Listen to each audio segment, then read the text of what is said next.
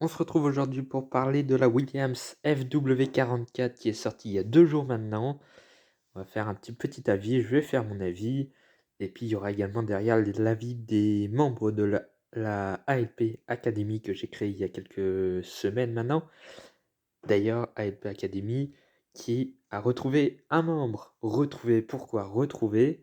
Eh bien parce que nous avons Nico, qui était mon ancien designer de miniatures. Vous pouvez retrouver toutes ces miniatures dans mes vidéos précédentes entre 2020 et 2021. Enfin, début 2020 et début 2021.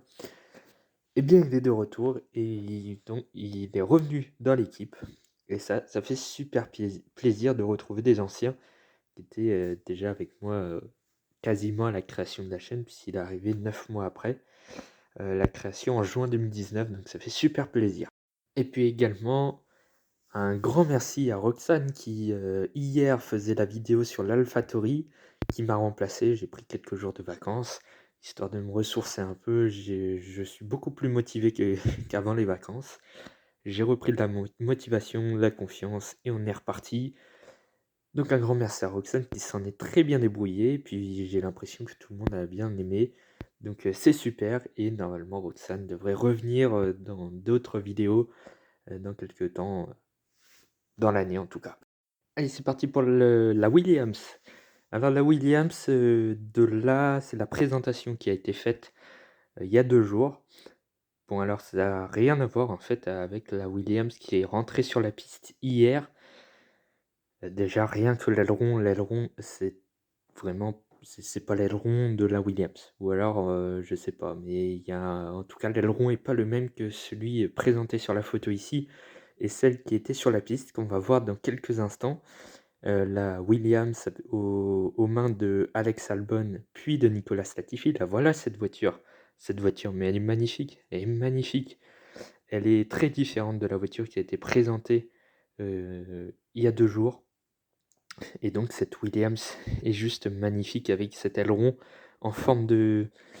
on a l'impression de retrouver les Formule 1 des années 1990 et notamment elle fait vraiment penser à la Simtek de 94 et 95 avec le regretté Roland Ratzenberger, hein. Elle est surtout connue, cette équipe, cette toute petite équipe, par la mort de l'Autrichien à Imola 94 lors des qualifications. La voilà la Simtek qui date de 1994 avec à l'arrière, j'avais jamais vu, mais en fait, il y a écrit Russell à l'arrière.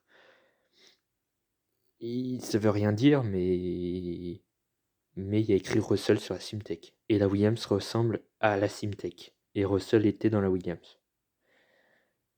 Je m'emporte. Je vais trop loin là.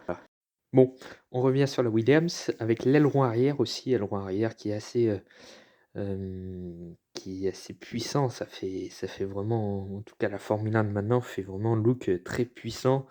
Ça fait une vraie Formule 1 et on a l'impression de retrouver des Formule 1 des années 90, c'est assez fou. L'aileron, regarde-moi cette beauté et au début, dire qu'au début, je me suis dit: «Mais qu'est-ce que c'est que ça? C'est pas beau» quand j'ai vu la première photo. Bien au final, je trouve que c'est même la meilleure voiture de cette saison et elle a même dépassé la Aston Martin qui était pour le moment la meilleure, je pense. Au niveau des pontons, sur cette image, il y a pas de ponton. Enfin, c'est vraiment très, très, très, très fin. Il y a pas de joue, quoi. Il y a pas de ponton. C'est assez bizarre et hâte de voir ce que donnera la Williams, sans ces pontons, sans ces gros pontons. Hâte de voir. Au niveau livrée, elle est toute bleue, complètement bleue. On a l'habitude maintenant que la Williams change de livrée année après année. On a eu la Martini de 2018. On a eu ensuite la bleue avec l'avant bleu clair en 2019. On a eu la voiture blanche en 2020. Puis on a eu la voiture donc de 2021, jaune, blanc et bleu. Et cette année, donc en 2022, la voiture de Nicolas Latifi et d'Alexander Albon, eh bien, sera toute bleue foncée et c'est super joli. Après, tout le reste de la voiture, ben, c'est banal, c'est comme toutes les écuries, c'est la même chose. Allez, on passe tout de suite aux avis des membres de la ALP Academy, avec donc En premier, Alex, membre de la LP Academy, qui nous dit: «Pour moi, la Williams a une livrée vraiment très belle. Après, de ce que j'ai entendu, la voiture ne sera pas une top team, mais en ce qui concerne la livrée en elle-même, elle est très belle et sa livrée évolue d'année en année, toujours en gardant certaines couleurs caractéristiques». Bon, c'est pas parce que tu as attendu que la voiture, elle ne serait pas une top team qu'elle ne le sera pas. On n'en sait rien encore pour le moment. Mais oui, en revanche, pour le bleu, c'est le bleu Williams qu'il y a depuis des années maintenant.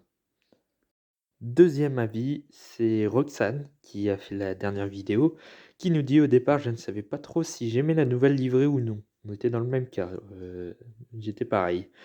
Selon l'angle des photos, je trouvais soit la livrée complètement réussie, soit ratée. Puis en la regardant de plus en plus, j'ai fini par la trouver très jolie. On peut voir que le design de la livrée de Williams s'améliore chaque année.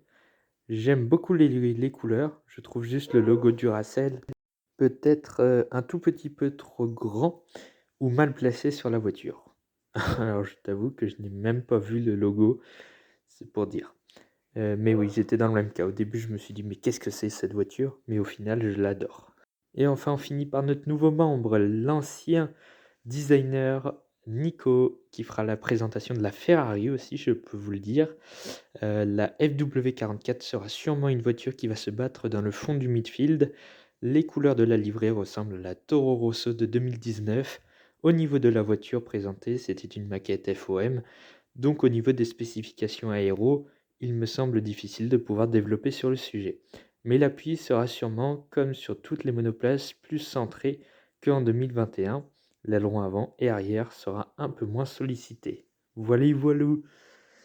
Voilà, pour, l'avis de Nico, qui est très technique. Ah, il est technique, Nico. Cette vidéo est donc maintenant terminée et donc comme je vous l'ai dit, la prochaine vidéo, eh bien, ce ne sera encore pas moi qui la ferai. J'ai pas fait l'AlphaTauri, je ne ferai pas la Ferrari. La Ferrari, à l'heure où je parle, a déjà été présentée. Nico donc fera la vidéo demain, donc je ne serai pas là, je serai de retour pour la Mercedes, dès demain. Et puis, enfin pas demain, mais dans 2 jours plutôt. Et puis ensuite les vidéos vont s'enchaîner, hein. Il va y avoir beaucoup de vidéos, j'ai calculé un peu tout, je me suis fait un planning. Il y a beaucoup de vidéos qui arriveront, ça va être chaud. Il va y avoir toutes les livrées, là, il va y avoir, Ferrari, Mercedes, il va y avoir le guide, en tout cas un un petit truc sur, la grille de NASCAR de 2022, notamment avec Jacques Villeneuve qui s'est qualifié aussi pour Daytona, ça c'est super cool. Je parlerai peut-être d'un peu de ça. Mais voilà, donc ça arrivera et il y aura beaucoup de vidéos ces prochains jours. Il va y avoir 3 ou 4 jours avec des vidéos non-stop sur la chaîne.